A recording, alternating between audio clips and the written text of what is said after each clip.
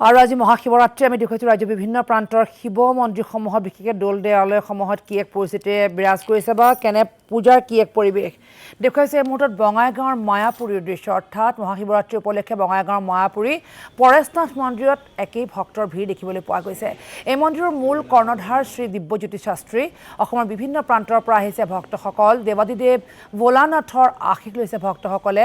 এক সুন্দৰকৈ সজাই পৰাই তোলা মন্দিৰত এইদৰে দেৱাদিদেৱ মহাদেৱৰ পূজা অৰ্চনা চলিছে আৰু দিব্যজ্যোতি শাস্ত্ৰীৰ যিসকল তেওঁৰ ভক্ত অৰ্থাৎ তেওঁৰ ওচৰলৈ অহা লোক তেওঁলোক সকলোবোৰ আজি একগোট হৈছে সেই বিশেষ মন্দিৰত। এয়া বঙাইগাঁৱৰ দৃশ্য আমি দেখুৱাইছোঁ।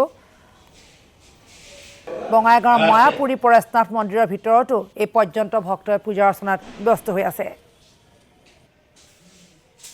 মোৰ নিজৰ বঙাইগাঁও ভাৰতবৰ্ষৰ দ্বিতীয় কালসৰ্প মন্দিৰ। আমাৰ ইয়াত যেটো মেইনলি হয় ভাৰতবৰ্ষৰ দ্বিতীয় কালসৰ্প মন্দিৰ যেটো হয় আৰু লগতে হ'ল আমাৰ মাঙ্গলিক মন্দিৰ ভাৰতবৰ্ষৰ দ্বিতীয় প্ৰথম আৰু নৱগ্ৰহ পূজা আছে আৰু প্ৰথমটো আজিৰ পৰা 26, 27, 28 আৰু 1 তাৰিখ 4 দিন নৱ পূজা ভাগৰ আছে।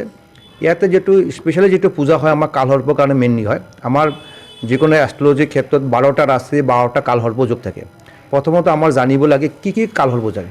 প্ৰত্যেকটা কালসৰ্পৰ কিন্তু এটা পূজা নহয়, কাৰণ আমাৰ যেটো মেইন প্ৰব্লেম হয় মানুহৰ লাইফৰ কালসৰ্প যোগ থাকিলে লাইফত সাকসেসফুল নাপায়, কেৰিয়াৰ সাকসেসফুল নাপাব, কোনো কামত সাকসেসফুল নহয়, যেনেকৈ হাৰ্ড ৱাৰ্ক কৰিব তাৰ ফলটো কেতিয়া নাপায়, লাইফত যেটো আপোনালোক পাব লাগে নাপায়। তো কালসৰ্প 12টা আছে 12টা কালসৰ্প। কালসৰ্প যে কি আছে মই কৈ দি আছোঁ। প্ৰথম হ'ল আমাৰ 1 নম্বৰ অনন্ত কালসৰ্প যোগ, সেকেন্ড টাইমত 2 নম্বৰ কুনিল কালসৰ্প যোগ, থাৰ্ড হ'ল বাসুকী কালসৰ্প যোগ, 4 হ'ল শংকপাল কালসৰ্প যোগ, 5 হ'ল পদ্ম কালসৰ্প যোগ, 6 নম্বৰ হ'ল আপোনাৰ মহাপদ্ম কালসৰ্প যোগ, 7 নম্বৰ তক্ষত কালসৰ্প যোগ, 8 নম্বৰ হ'ল কৰ্কট কালসৰ্প যোগ আৰু 9 নম্বৰ পদ্মচূড় কালসৰ্প যোগ, 10 নম্বৰ ঘাতক আৰু 11 নম্বৰ বিষাদৰ আৰু লাষ্ট হ'ল শেষনাগ। এই 12টা ৰাশি 12টা কালসৰ্প যোগ। যদি 12টা যদি কালসৰ্প যদি আপোনাৰ পূজা ঠিককৈ নহয়, কিছুমান ক্ষেত্ৰত এনেকৈ মই পাইছোঁ নাগ নাগিন বনাই মন্দিৰত দান কৰে, এনেকৈ কৰি কালসৰ্প কেতিয়া নেকাটে। তো কালসৰ্প প্ৰথমতে জানিবলৈ কি কালসৰ্প যোগ হয়।